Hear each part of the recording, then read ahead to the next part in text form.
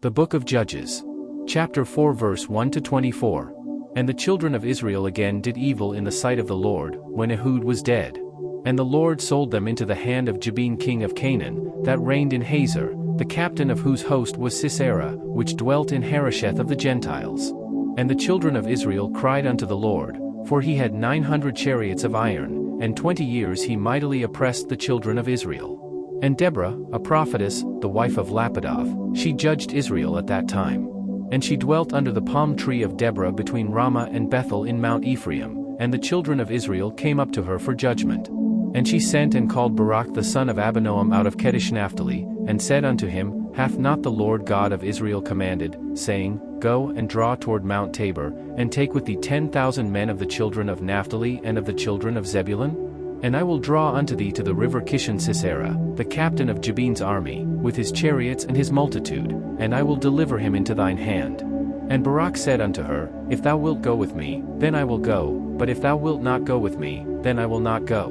And she said, I will surely go with thee, notwithstanding the journey that thou takest shall not be for thine honor, for the Lord shall sell Sisera into the hand of a woman. And Deborah arose, and went with Barak to Kadesh.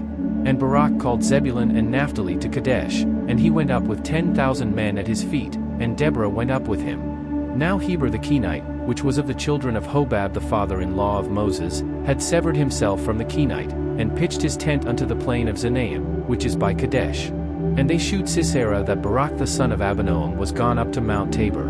And Sisera gathered together all his chariots, even 900 chariots of iron, and all the people that were with him, from Harosheth of the Gentiles unto the river of Kishon. And Deborah said unto Barak, Up, for this is the day in which the Lord hath delivered Sisera into thine hand. Is not the Lord gone out before thee? So Barak went down from Mount Tabor, and 10,000 men after him. And the Lord discomfited Sisera, and all his chariots, and all his host, with the edge of the sword before Barak, so that Sisera lighted down off his chariot, and fled away on his feet. But Barak pursued after the chariots, and after the host, unto Harosheth of the Gentiles, and all the host of Sisera fell upon the edge of the sword, and there was not a man left. Howbeit Sisera fled away on his feet to the tent of Jael the wife of Heber the Kenite, for there was peace between Jabin the king of Hazor and the house of Heber the Kenite. And Jael went out to meet Sisera, and said unto him, Turn in, my lord, turn in to me, fear not. And when he had turned in unto her into the tent, she covered him with a mantle. And he said unto her, Give me, I pray thee, a little water to drink, for I am thirsty. And she opened a bottle of milk, and gave him drink, and covered him.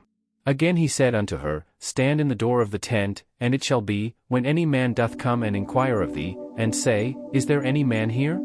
That thou shalt say, No. Then Jael Heber's wife took a nail of the tent, and took an hammer in her hand, and went softly unto him, and smote the nail into his temples, and fastened it into the ground, for he was fast asleep and weary.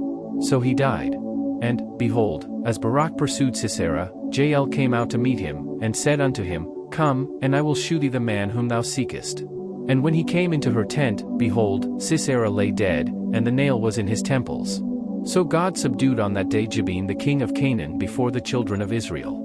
And the hand of the children of Israel prospered, and prevailed against Jabin the king of Canaan, until they had destroyed Jabin king of Canaan.